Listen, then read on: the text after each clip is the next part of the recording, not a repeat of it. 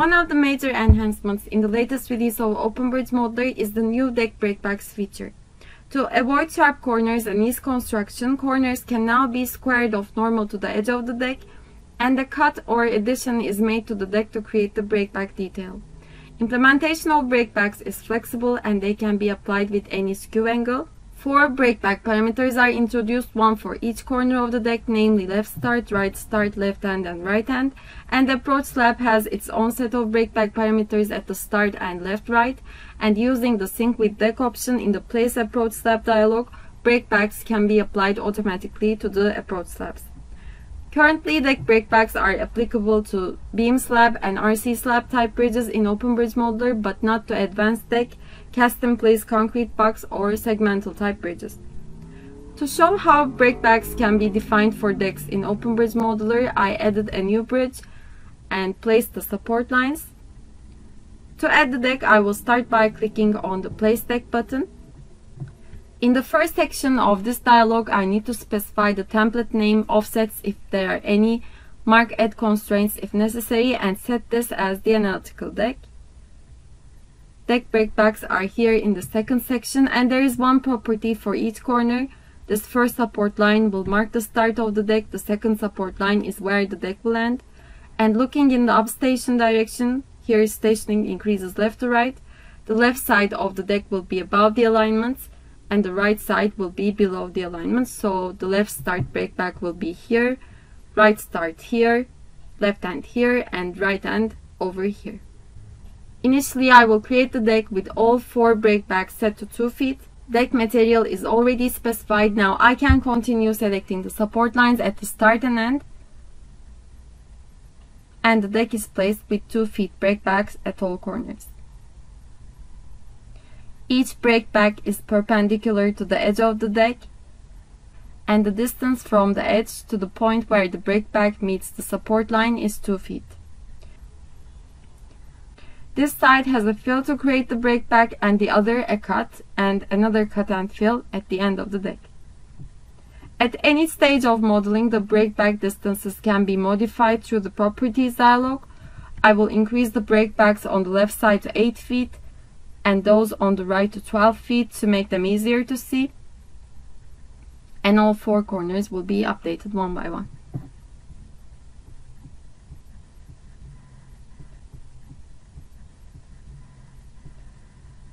Once the breakbacks are defined, if skew angles of the support lines are changed, deck will be updated accordingly, also maintaining the breakback distances. As an example, for the start support line, I can change the skew angle from 20 degrees to -15,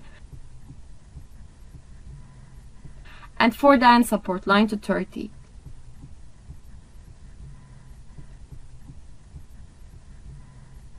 If I measure the distance for the left start breakback after the change in the skew angle, it will still be 8 feet.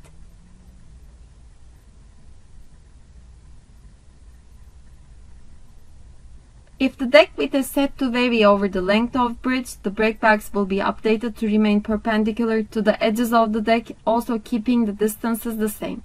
To show this, I will set the left lane width to 15 feet at the start and 30 feet at the end using the Variable Constraints tool. And on the right lane, width can increase from 25 to 40 feet.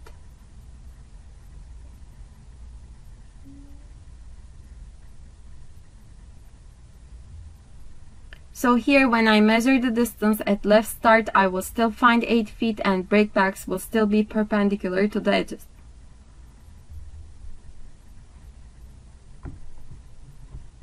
Breakbacks work when point control is used on the deck as well. Next, I will create new alignments for the points on the deck to follow using tools from the Civil tab. For the left edge, I will draw a straight line using the Line Between Points tool from the horizontal group. Name this line 1. Specify the start point, end point, and for the right side, I will use arc between points to draw an arc for the right top point to follow. Similarly, I start by naming the arc. Placement method is set to start and pass through.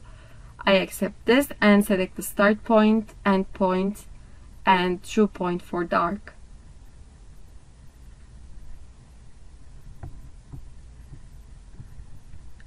Next, to assign these to the points of the deck, I will select the deck, go to Properties, and open the Edit Point Controls window. Here, the top left point, P5, will follow the straight line, line 1.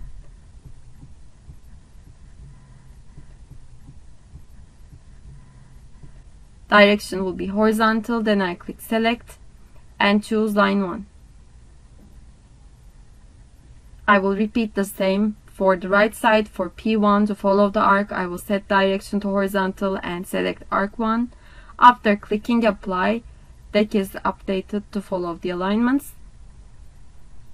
All breakbacks are still perpendicular to the edges and the distances are kept the same. Left start is 8 feet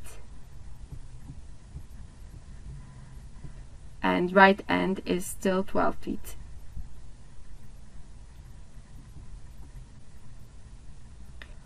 Finally, to show how the breakbacks can be defined on approach slabs, I will use a complete bridge model missing only the approach slab. Again, I will start by applying the deck breakback, so I choose the deck, go to its properties, and enter 3 feet for the left and right start breakback distances.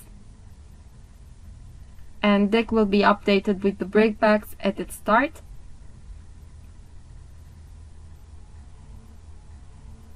On the left side, an addition is created and the right corner of the deck is cut.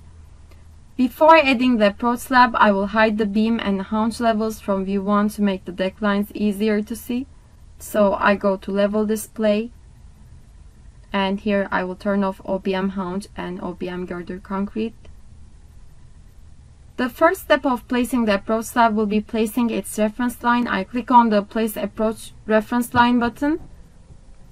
In the dialog, for the skew angle, I will match the support lines and enter 20 degrees. Length can be 100 feet and offset from support line is 25 feet. Location is start, except these, and approach reference line is placed.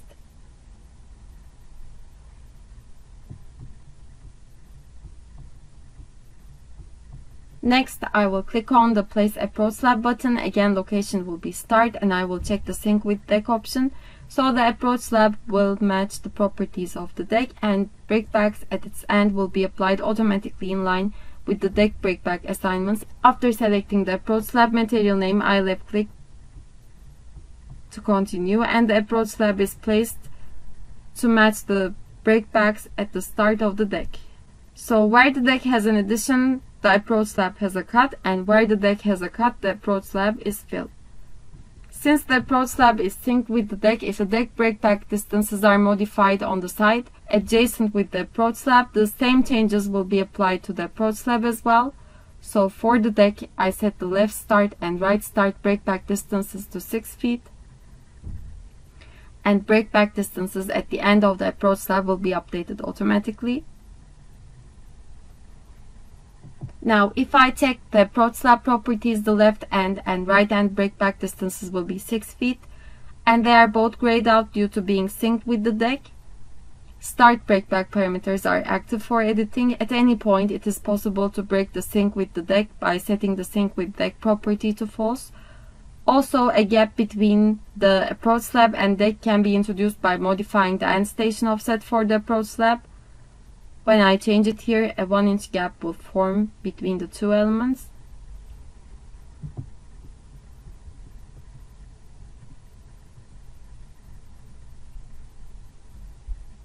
Unlike the approach slab, the barriers will not be updated automatically with changes in the deck breakbacks, but they can be adjusted by modifying the relevant offset information.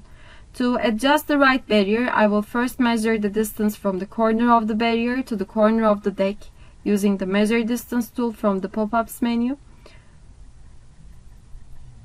and it is 2.184 feet. So I will set the start station offset to 2.184 for the barrier.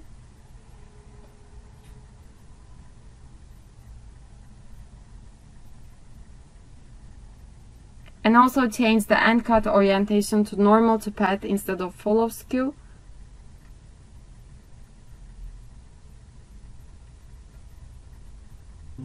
Now the right barrier is aligned with the deck. I can repeat the same on the left side. On this side, deck has an addition to form the breakback, so this time I will enter a negative value for the start station offset of the barrier. The distance is 2.184 feet again. I put minus 2.184 as the start station offset and modify the end cut orientation, and the barrier matches the deck.